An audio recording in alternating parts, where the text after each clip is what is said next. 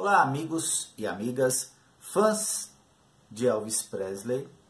Hoje, mais um vídeo sobre os bastidores da morte de Elvis, parte 6. Eu enumerei todos os vídeos, então, do 1 ao 6 até agora, se você quiser assistir na sequência, é melhor, você vai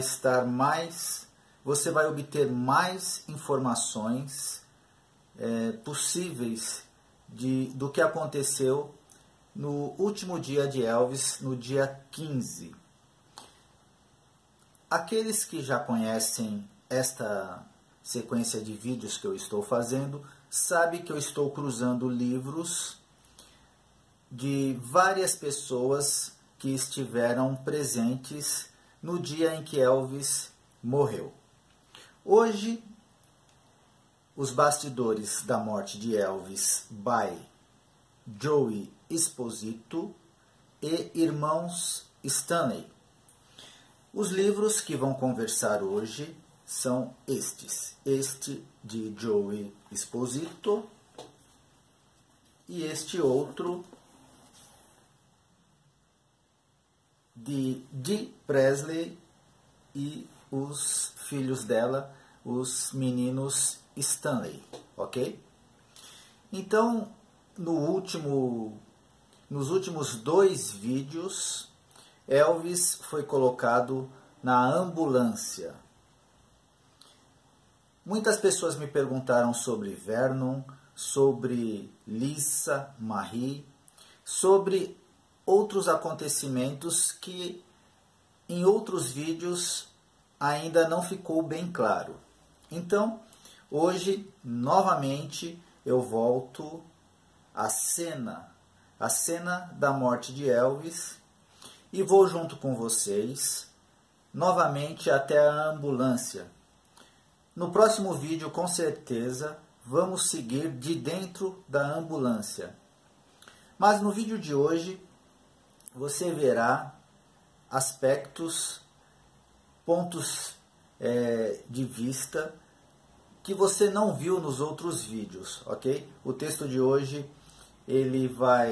os textos, dos 2 livros, vai nos levar a mais detalhes do banheiro de Elvis, de como Vernon Presley reagiu, ok? Pessoal, vamos embarcar agora nesta história que ocorreu há 41 anos atrás, ok? Pessoal, eu vou ao texto. E então, começando com o livro dos Stanleys. O contingente habitual estava lá em Graceland, se preparando para a turnê. Charlie, David, Dick, Bill Smith, com outros membros importantes, aguardados na cidade no próximo dia 16 para a turnê. Ginger Alden estava passando as noites com Elvis em Graceland e David e Rick estavam no plantão. Como de costume, alternando suas noites e dias à disposição do chefe. Joe Esposito, que geralmente chegava à cidade 1 ou 2 dias antes da turnê para colocar as coisas em ordem, chegou na cidade no dia 15. As coisas estavam progredindo. Take care of business, que é o lema de Elvis, aquele lema que está estampado na cauda de seu avião e nos colares, uma série de colares que ele usava e distribuiu aos seus amigos, o TCB, o lema de Elvis, tomando conta dos negócios.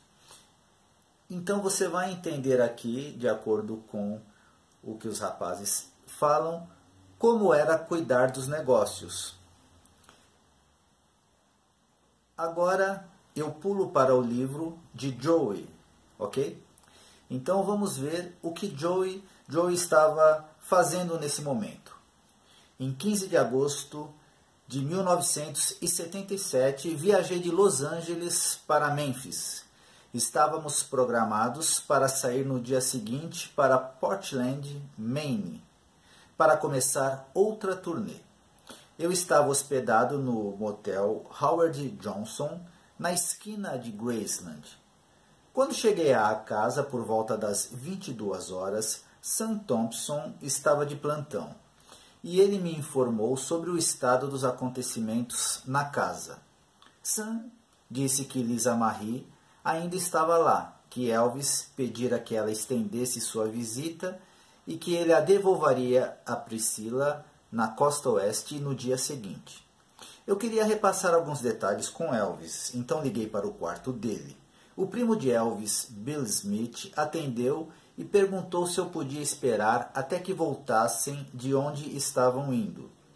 Sam informou que Elvis tinha uma consulta odontológica, então eu esperei e fiquei conversando com Sam até eles voltarem.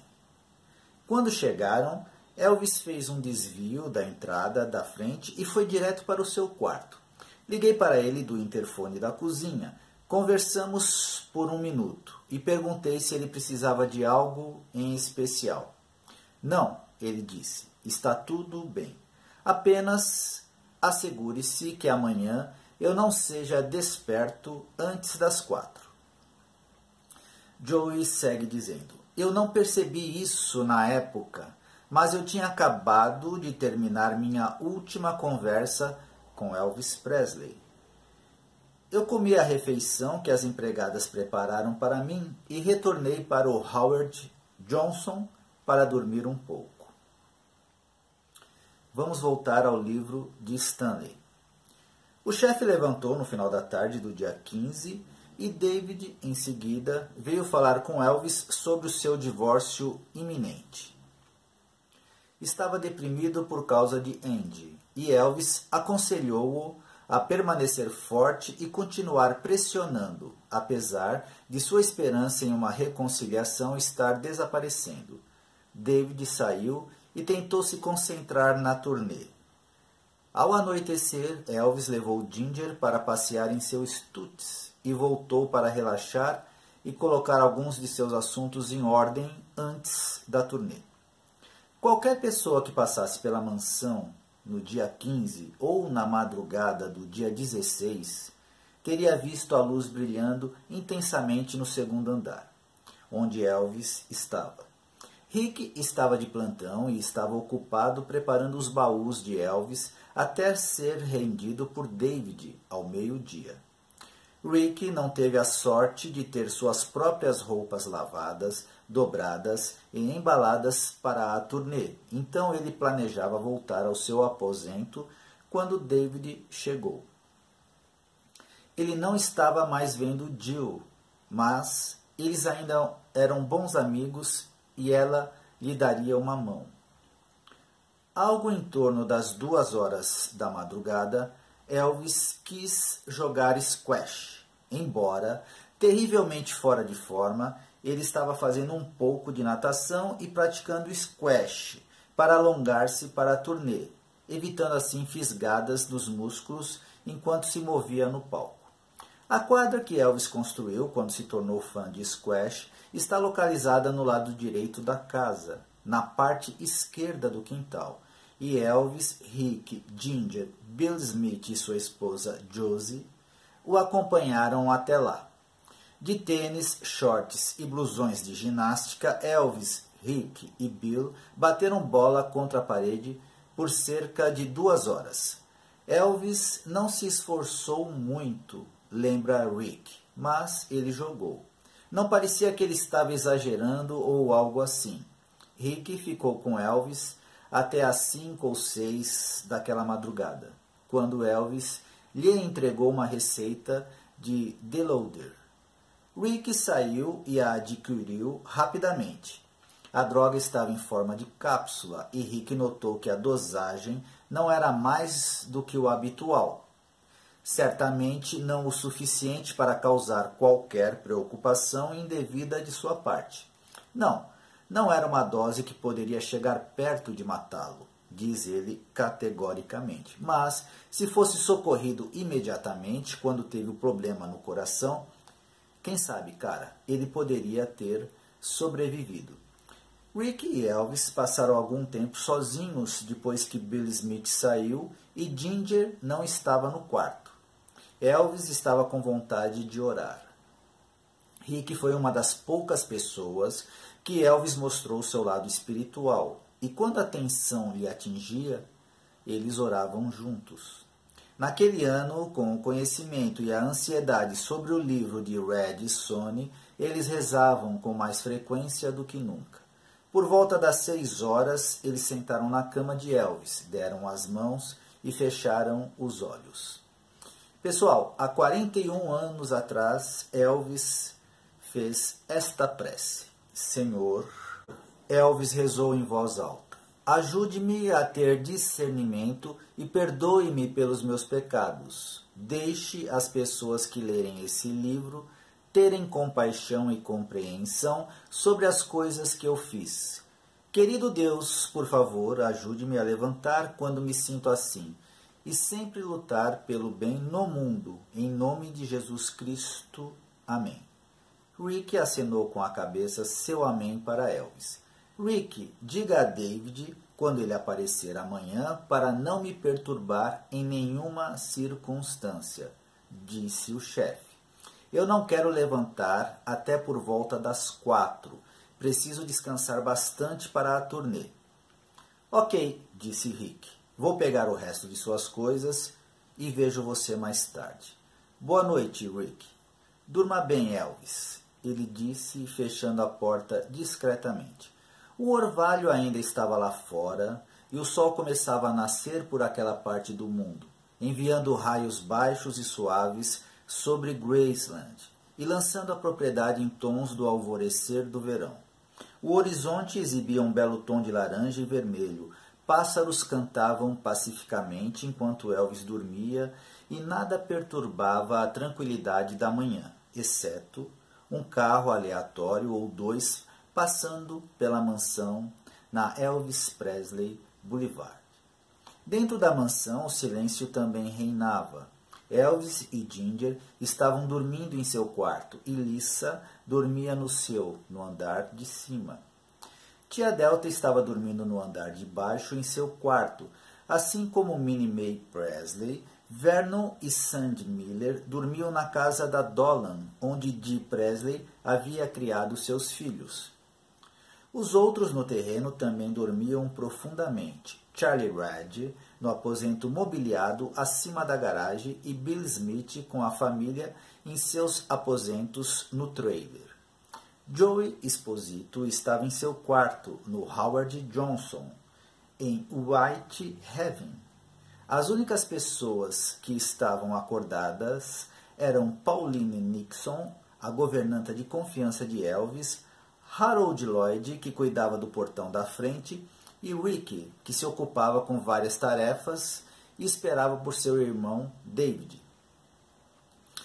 Ele se lembraria de passar a mensagem sobre Elvis querer dormir o maior tempo possível. Elvis acordou por volta das 9 horas. Não era incomum para ele despertar depois de apenas algumas horas de sono, mesmo com a medicação para dormir. E às vezes tomar mais medicação para voltar a dormir. Outras vezes ele teria ficado acordado, lendo ou assistindo televisão. Estes eram os momentos que os meninos da TCB teriam que ficar mais alertas caso Elvis precisasse deles ou algo desse errado. Se uma mulher estivesse dormindo com eles, eles eram sempre instruídos a telefonar se algo incomum acontecesse, a menos que fosse Linda Thompson, que estava sempre atenta à situação. Ginger estava a par da situação, mas naquela manhã, depois que Elvis lhe disse que estava indo ler no banheiro, ela voltou a dormir. Considerando suas escassas 3 horas de sono e que, de qualquer maneira, provavelmente não estava totalmente dispersa, na escuridão criada pelas cortinas pesadas, especialmente forradas de Elvis, não é difícil entender o porquê. Localizado adjacente ao seu quarto, no segundo andar, O enorme e luxuoso banheiro de Elvis, com suas paredes derrubadas para criar espaço, Elvis transformou-o em uma combinação de sala de estudo, escritório e banheiro. Uma parede é espelhada, decorada com aquelas lâmpadas grandes que normalmente são associadas ao camarim de uma estrela. Sob o espelho há uma grande mesa de fórmica com uma grande cuba roxa sobre a qual estavam espalhados todos os artigos de higiene de Elvis. O box circular, com sua parede decorada em azulejo castanho, preto e branco, está situado junto ao balcão. O quarto é acarpetado em pelúcia roxa, livros, confortáveis poltronas, uma televisão e outros itens de lazer foram colocados casualmente.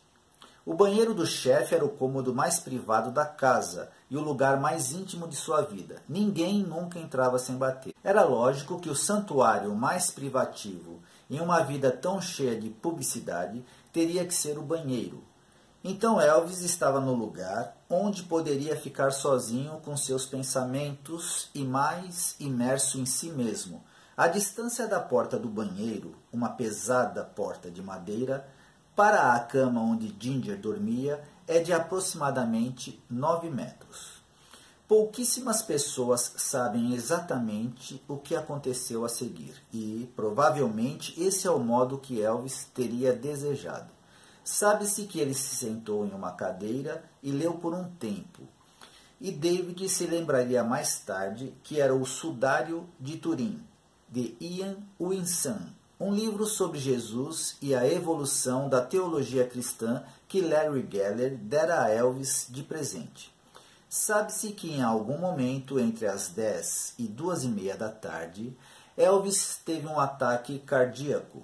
As descobertas preliminares do Dr. Jerry Francisco, médico legista do condado de Shelby, determinariam que a arritmia cardíaca e o endurecimento das artérias seriam as causas naturais da morte. Elvis pode ou não ter tomado mais medicação para dormir. Ele pode ou não ter tomado uma quantidade perigosa de medicação se ele tomou mais. Se ele, porventura, tomou mais e, em seguida, teve sua dificuldade coronariana, os narcóticos, como Rick sugeriu, poderiam muito bem ter prejudicado sua capacidade de reagir e ajudar a si próprio. Se ele sofreu uma grave insuficiência cardíaca com uma dor torácica aguda, como a que se sente durante um ataque cardíaco fulminante, ele não poderia ter durado mais do que 3 a 5 minutos, caso em que os narcóticos teriam diminuído consideravelmente a dor. O que quer que fosse, em algum momento, antes das 2h30 da tarde, de 16 de agosto de 1977, Elvis Aaron Presley, vestindo um pijama de algodão azul, sozinho em seu banheiro, deixou cair o seu livro, ajoelhou-se sobre o seu rosto, ofegou desesperadamente em busca da respiração vital que a súbita falta de oxigênio bradou e foi incapaz de encontrá-lo.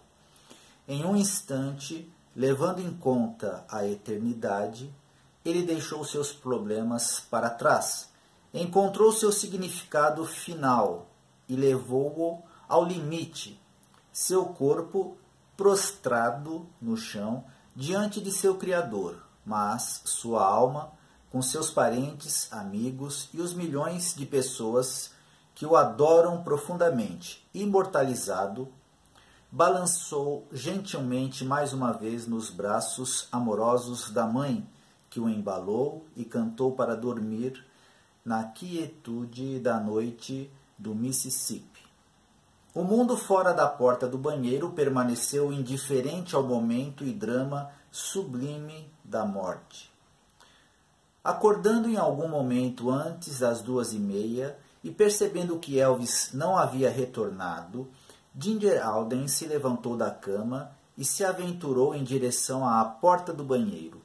Ela bateu várias vezes. Uma sensação de medo deve ter se apoderado dela quando não recebeu resposta, pois sabia que era improvável que Elvis tivesse se levantado e saído.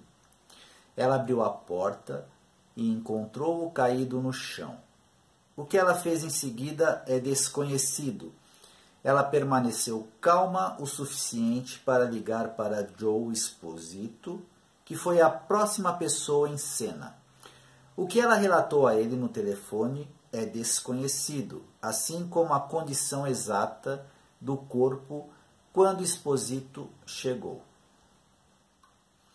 Agora, pessoal, vamos ao livro do Esposito. Voltei à casa no início da tarde seguinte, perguntando se alguém tinha visto Elvis. Ninguém tinha. As empregadas me serviram o breakfast e eu me instalei na sala para fazer alguns telefonemas sobre a turnê. Cerca de 1 hora depois, o interfone da cozinha tocou. Era Ginger Alden, ligando do andar de cima. Ela pediu a uma das criadas que mandasse alguém imediatamente. Austrada, um dos ajudantes de Elvis, pegou o telefone, escutou por um segundo e depois correu para o andar de cima. Nada em comum, pensei. Elvis estava sempre pedindo alguma coisa. Um momento depois, Estrada telefonou de volta. Desta vez, eu atendi. Joe, suba, preciso de sua ajuda, ele disse. Sua voz estava em pânico. Eu subi correndo as escadas e fui até o banheiro e encontrei Al e Ginger, agachados sobre o corpo, obviamente sem vida de Elvis. A cena me atingiu como uma tonelada de tijolos. Elvis estava no chão, em posição fetal, com o rosto meio enterrado no carpete vermelho. A metade dele que eu pude ver estava azulada e contorcido. A calça do pijama estava abaixo dos joelhos, os dentes cerrados sobre uma língua inchada e descolorida. Seu amado colar com a estrela de Davi estava pendurado abaixo de sua garganta. Eu já tinha visto Elvis mortalmente mal antes, mas algo dentro de mim disse: nós o perdemos desta vez. Peguei o telefone e chamei uma ambulância, depois o Dr. Nick e o pai de Elvis. Minha mente estava correndo. O que devo fazer? Ajoelhei-me próximo ao corpo, tentando inutilmente abrir sua boca, batendo em seu peito. Eu estava apenas imitando coisas que eu tinha visto na TV em uma tentativa desesperada de obter algum tipo de suspiro vital. Voltando ao livro do Rick. Por essa hora, Rick tinha ido para casa e David estava lá embaixo jogando sinuca na velha mesa de Elvis com seu amigo Mark. Ele chegara a Graceland ao meio-dia e, obedecendo às instruções deixadas por Rick, não batera na porta de Elvis. David e Rick ficaram juntos por um curto período e Rick foi para casa. No andar de cima, no banheiro, Joe Esposito analisou a situação e entrou em ação. Se houvesse um fiapo de vida no corpo do seu chefe, e até mesmo a menor chance de revivê-lo, ele sabia que cada segundo seria precioso. Ele pegou o telefone e ligou para o Corpo de Bombeiros de Memphis, número 29, localizado no número 2147 da Elvis Presley Boulevard. Conhecendo Joe e como sua mente funciona, ele provavelmente sempre soube que, no caso de uma emergência, seria a unidade de ambulância mais próxima da mansão. Ele disse a eles simplesmente que, algumas vezes, estava tendo problemas para respirar em Graceland. E estava com sérios problemas. Assim, quando Charlie Crosby e Ulysses Jones saltaram para a unidade número 6, ligaram a sirene e seguiram para o sul, na Elvis Presley Boulevard, eles não tinham a menor ideia de quem estava em apuros. Este era o procedimento operacional padrão e take care of business, tomando conta dos negócios, Sempre consciente da publicidade, Joe não queria que nenhuma notícia do incidente vazasse antes que a ajuda chegasse. Seus temores, porém, devem ter sido os piores, pois ele telefonou para Vernon Presley em seu escritório nos fundos de Graceland, sabendo que, se fosse tarde demais para Elvis, Vernon deveria estar lá. Acompanhado por Sandy Miller, Vernon correu para a mansão sem saber o que esperar. Enquanto David jogava lá embaixo, de repente ouviu muita agitação nas escadas que levavam ao segundo andar. Era Vernon e Sandy, Charlie Rad ou Austrada, que estavam a caminho de lá naquele momento. Lisa tinha uma de suas amigas naquela tarde, uma garota chamada Amber, que era sobrinha de Ginger Alden, que depois desceu para a sala de bilhar. David, ela disse inocentemente, Elvis está doente. Take care of business passava pela cabeça de David em situações de crise. Todos os forasteiros deveriam ser removidos do lugar o mais rápido possível. Ele teve que tirar Mark de lá. Ele também pensou em fazer ligações telefônicas para informar as pessoas-chave que a turnê provavelmente seria adiada e para aguardar por mais detalhes. Mark morava na vizinhança, então ele empurrou-o para dentro do seu carro e acelerou pela entrada de carros para levá-lo. Seu coração afundou quando ele voltava e viu o portão sendo aberto para a ambulância laranja e branco, que ele seguiu até a casa. Quando ele viu Patsy Gamble, prima de Elvis e secretária de longa data em Graceland, saindo afoita da mansão, chorando, ele esperava o pior. Correndo pela porta, entrou no quarto de Elvis, dobrou pela porta do banheiro e foi confrontado por uma visão que irá assombrá-lo pelo resto de sua vida. Voltando ao livro de Expósito. A próxima coisa que eu me lembro é das pessoas aglomerando o banheiro. Charlie Rad, Vernon, sua namorada Sandy Miller, talvez outros. O caos emocional estava surgindo ao meu redor. Todos estavam chorando, rezando. Eu estava bem acordado, vivendo uma cena do meu pior pesadelo. Vernon entrou em colapso. Ele estava tendo outro ataque cardíaco? A pequena Lisa Marie entrou no quarto assim que os paramédicos chegaram. Pulando novamente para o livro de Rick. Não parecia real a princípio, parecia surreal, como uma pintura de Dalí ou um filme estranho em que tudo o que estava acontecendo parecia brutalmente real, porém bizarro. Os paramédicos estavam se colocando na frente dele e Joe estava debruçado sobre Elvis, fazendo ressuscitação boca a boca. Elvis estava deitado de costas agora, apenas com a calça do pijama. Charlie estava tentando bombear seu peito e fazendo massagem cardíaca até que os paramédicos assumiram o controle. Ginger sumiu, não estava em nenhum lugar à vista.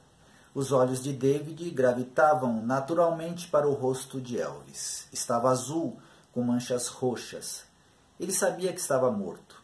Não, ele tentou dizer a si mesmo, isso não pode realmente estar acontecendo. Não pode estar acontecendo. Ele sentiu seus joelhos fraquejarem e caiu no chão em estado de choque. Então, quando David se virou para olhar Vernon Presley, ele tinha certeza de que haveria 2 mortes naquele dia. Vernon desmoronou contra a parede de azulejos do box de Elvis. Ofegante, os olhos arregalados, com Sandy Miller ao seu lado.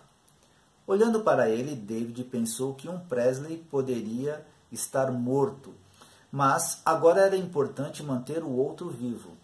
Ele olhou para Sandy e suspeitou que Deus tinha planejado para ela estar lá naquele dia. Vernon se agarrou à perna de Elvis. David, ele soluçou dolorosamente. Ele está morto. Meu filho está morto. Não, papai, ele não está morto. ele se ouviu dizer: "Isso não está acontecendo." Até que sua própria voz, de repente, soou distante e ele sentiu-se recuando de maneira autista. Então, foi sacudido para fora de si mesmo pelos tons ásperos de Joe Exposito. David, David, ele surtou. Ajude-nos." Uma puladinha para o livro de Joe. Gritei para Ginger tirar Lisa do caminho, enquanto levantávamos o corpo de Elvis na maca e lutávamos pela escada até a ambulância que estava à espera.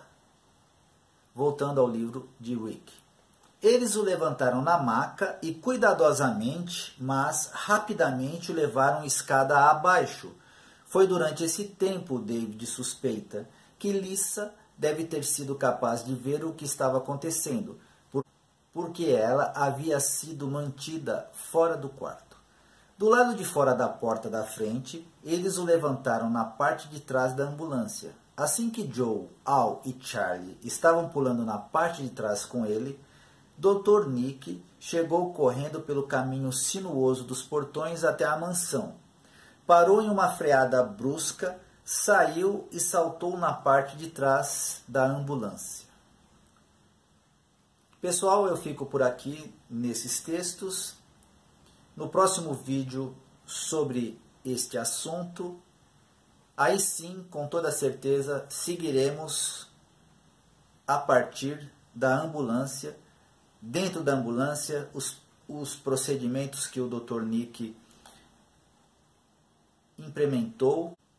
Pessoal, Elvis Forever.